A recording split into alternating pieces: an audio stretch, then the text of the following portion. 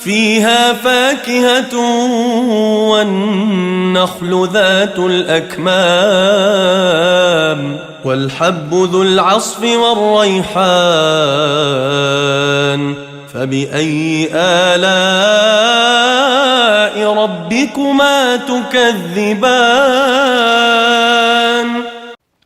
وفيها من السلوك والعبادة أنه يجب على الإنسان أن يتقبل الإسلام كله أصله وفرعه. And in terms of the behavioral benefits that we deduce from this, is that it's obligatory on the human being to accept Islam in totality. The fundamentals and the subsidiaries.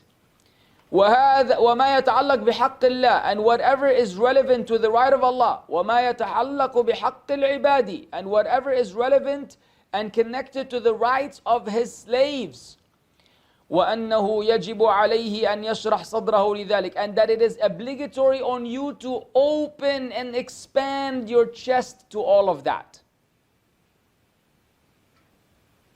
فإن لم يكن كذلك, because if this is not the case, فإنه من القسم الثاني الذين أراد الله إضلالهم. If you're not like that, then you will belong to the second category whom Allah wants to misguide.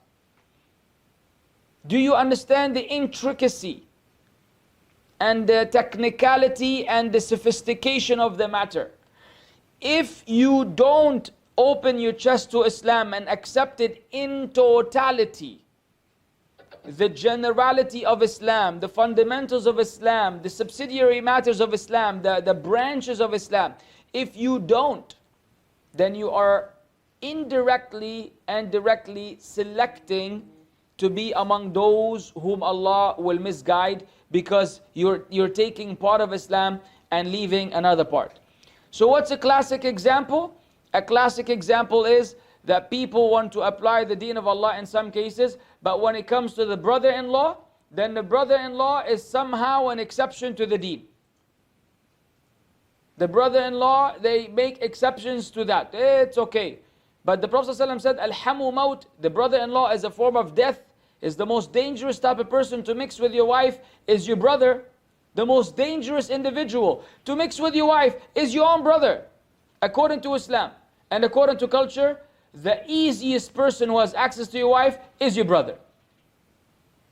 And those people want to get philosophical and they want to articulate and tell you about this or this, or this guy doesn't know and this guy knows, and he knows as much as a doorbell knows about Islam.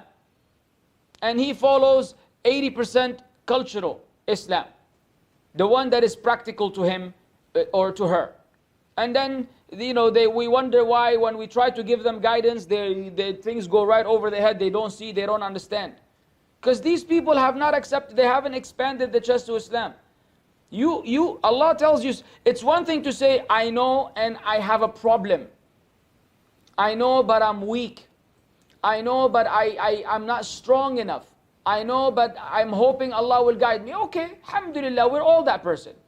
We're all that person. We all know certain things that we're not doing, things we should be doing that we're not doing, and things that we shouldn't be doing that we do. We all do. Wallahi, we all have that. No exception. No one, not the speaker, not the listener. None of you can claim otherwise. None of you. Unless you're an angel. That is the attitude though. The attitude is not, however, to say, Wallahi, this doesn't make sense, or the Maulana told me, and our sheikh told me, Ya akhi, your sheikh, you and your sheikh can go be zipped in a luggage and kept in a storage in the attic for 5-10 years if necessary. You and your sheikh. If your sheikh is going to come against the hadith and tell you, Wallahi, ma'alish, but I think, وأدري ما أدري إيش.